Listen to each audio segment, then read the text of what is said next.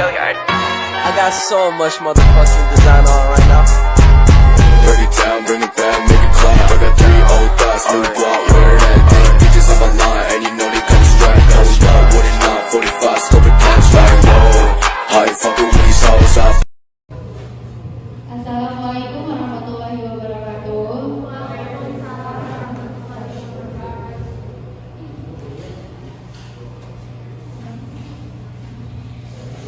Terima kasih teman-teman untuk waktunya. Di sini kami akan presentasi hasil kerja kelompok kami yang berjudul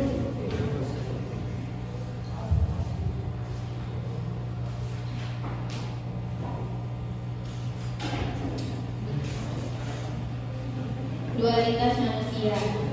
Sebelum itu saya sebagai moderator akan memperkenalkan anggota kelompok kami. Yang pertama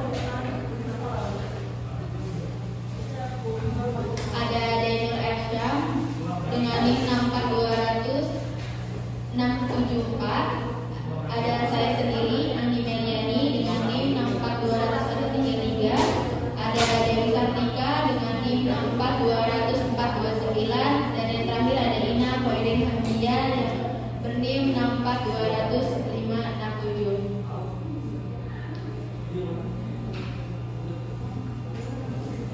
Baik, selanjutnya akan dibacakan oleh Ina Koirin Hamdia. Baik, di sini ada manusia. Manusia merupakan makhluk ciptaan Tuhan yang paling sempurna karena dipenuhi dengan akal dan pikiran dalam bertindak. Manusia sebagai makhluk sosial tidak dapat hidup sendiri, dan membutuhkan keberadaan orang lain dalam memenuhi kebutuhannya.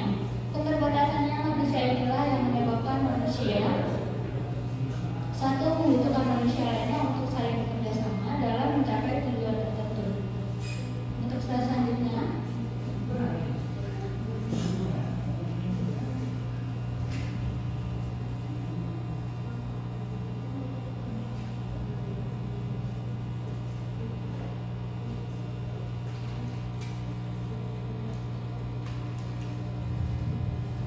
Untuk slide selanjutnya ada sejarah manusia. Sejarawan Inggris Thomas Bailey 1841 mengatakan bahwa sejarah sebagai makhluk hidup orang-orang besar atau pahlawan semata.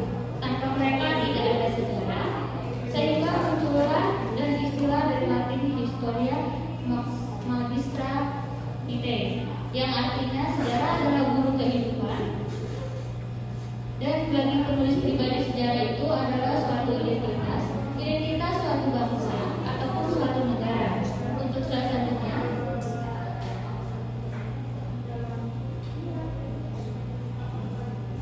Ada manusia menurut para ahli. Untuk urutan pertama ada Omar Muhammad Al-Tauni Al-Syaibani. Manusia adalah makhluk yang paling mulia. Manusia adalah makhluk yang berpikir, dan manusia adalah makhluk yang memiliki 3 dimensi: badan, akal, dan ruh. Manusia dalam pertumbuhannya dipengaruhi faktor-faktor keturunan dan lingkungan. Untuk yang kedua, Nicholas T. dan A. Sugiarto. Manusia adalah bineka tetapi tunggal. Dinikah karena ia adalah jasmani dan rohani akan tetapi tunggal, karena jasmani dan rohani merupakan satu barang. Untuk selanjutnya ada Aiwayakura. Manusia adalah makhluk yang dinamis dengan trias dinamikanya, yaitu cipta, rasa, dan rasa. Untuk selanjutnya akan dibacakan oleh Ade Budasya.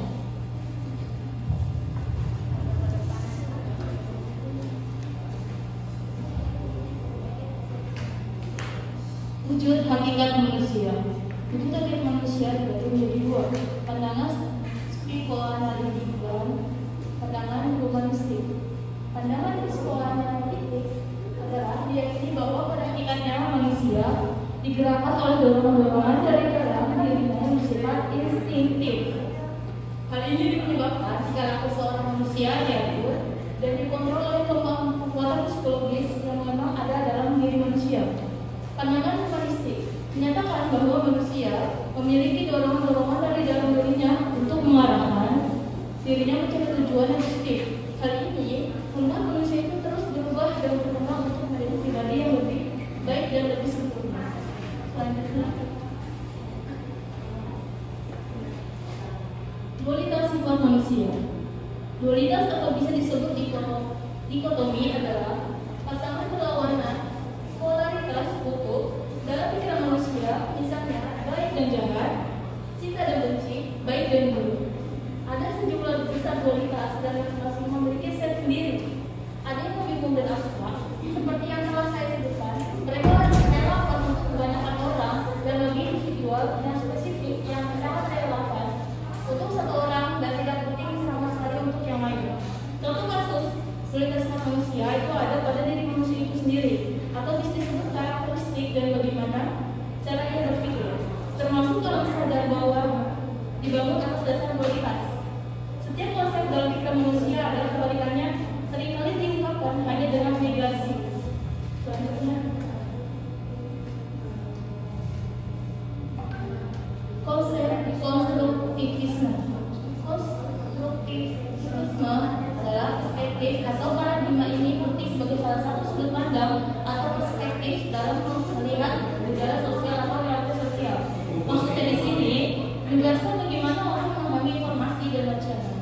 Sebagai aktivitas untuk menetapkan pemahaman, makna, norma, aturan melalui komunikasi yang menjadi secara intensif. Selanjutnya menjelaskan hal ini.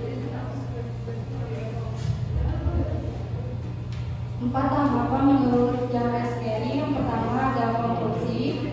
Faktor sosial mengembangkan konsep bagaimana itu menjadi kenyataan. Pengetahuan biasanya masih bersifat tidak kelihatan atau invisible.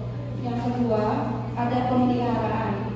Orang perlu aktif memelihara konstruksi sosial agar tetap terus berjalan.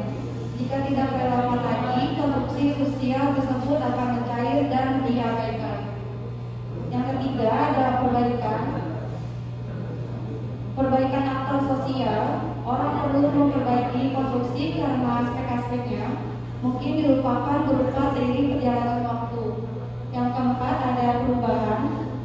Ada beberapa kali konstruksi yang berjalan dalam satu waktu mengirimkan pesan yang tak lagi didukung. Jadi perlu perubahan untuk generasi berikutnya.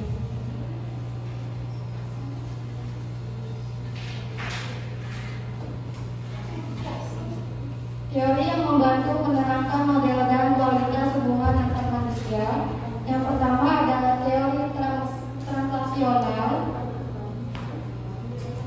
yaitu hubungan antar manusia atau interpersonal adalah masing-masing merasa memperoleh keuntungan dalam transaksi atau malah merugi.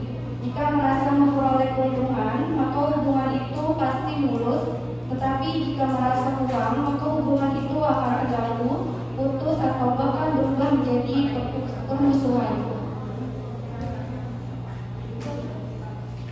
Slide selanjutnya akan dijelaskan oleh Andi Merani. Di sini ada teori peran. Menurut teori ini, jika seseorang mematuhi skenario, maka hidupnya akan harmoni tercapai. Jika menyalahi skenario, maka ia akan dicemooh oleh penonton dan ditutur sutradara.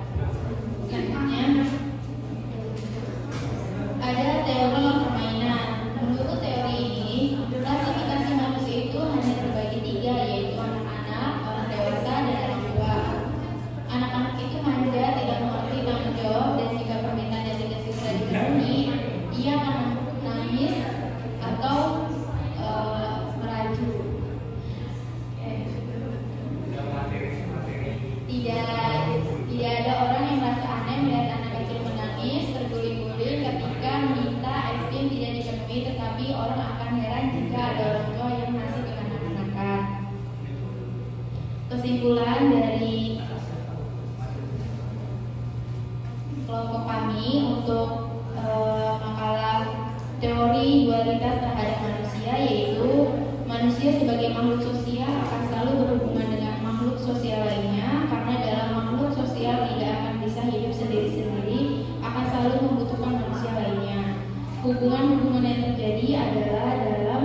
kehidupan sehari-hari baik dalam keluarga, tetangga, dalam kelompok etnik, kerabat maupun orang di luar kerabat. Ilmu sosial dalam dualisme ada yang menekankan agen dan ada yang menekankan struktur. Hal ini tercermin dalam berbagai teori agen adalah manusia. Seperti itu teman-teman dari kelompok kami. Apakah ada pertanyaan? Mengapa kita perlu memahami? Assalamualaikum warahmatullahi wabarakatuh. Waalaikumsalam warahmatullahi wabarakatuh. Perkenalkan, saya Azan Cahaya dengan NIM 64200404, perwakilan dari kelompok 1. Ingin bertanya, yang pertama, bagaimana teori dualitas itu dapat dihubungkan dengan tema manusia? Yang kedua, bagaimana konsep tentang teori dualitas? Dan yang terakhir, siapakah penemu atau pembuat teori dualitas? Terima kasih. Wassalamualaikum warahmatullahi wabarakatuh. Saya Mahyati Samada, perwakilan dari kelompok 3, mau bertanya.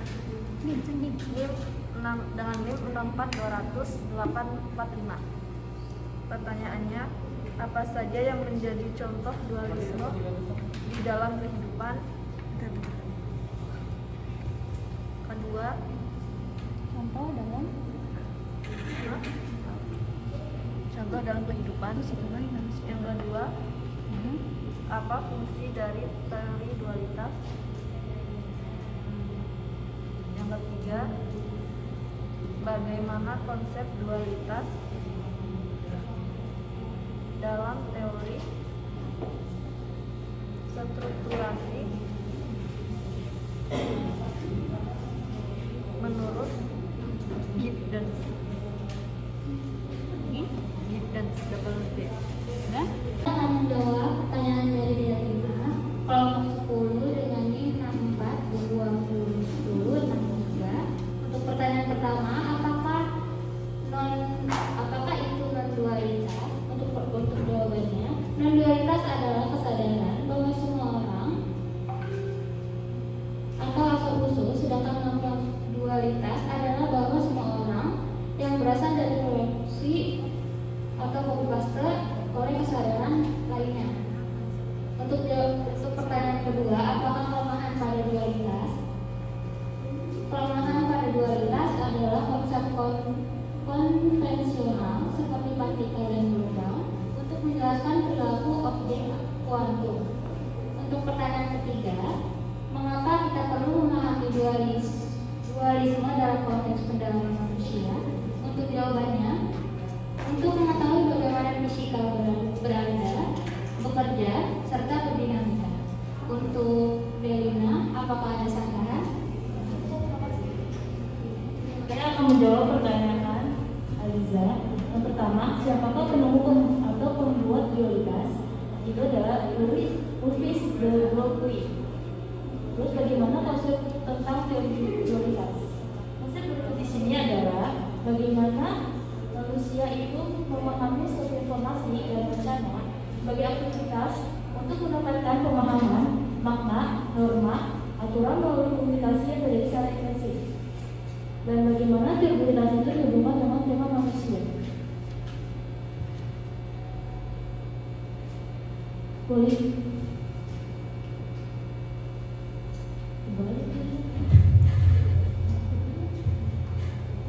adalah dualitas adalah konsep mengenai keberadaan dua hal yang saling berkaitan satu dengan yang lain. Jadi istilah itu menunjukkan pada kenyataan bahwa setiap LP atau linear programming terdiri dari dua bentuk. Bentuk pertama adalah bentuk asli dinamakan primal. Sementara bentuk yang kedua yaitu hubungan dinamakan dual. Sehingga suatu solusi terhadap linear programming yang arti itu memberikan solusi pada bentuk dual. Bagaimana aja? Terima kasih. Konsepnya itu disejalankan dengan konsep konstruksi realitas social construction of reality, construction social Dan secara sederhana, konsep ini disebut konstruksi sosial. Pada tataran tradisi terdapat pula di wilayah psikologi kognitif, di mana dalam teori ini berusaha menjelaskan bagaimana orang memahami informasi dan wacana. Dan untuk pertanyaan yang kedua, apa fungsi dari teori dualitas? Yaitu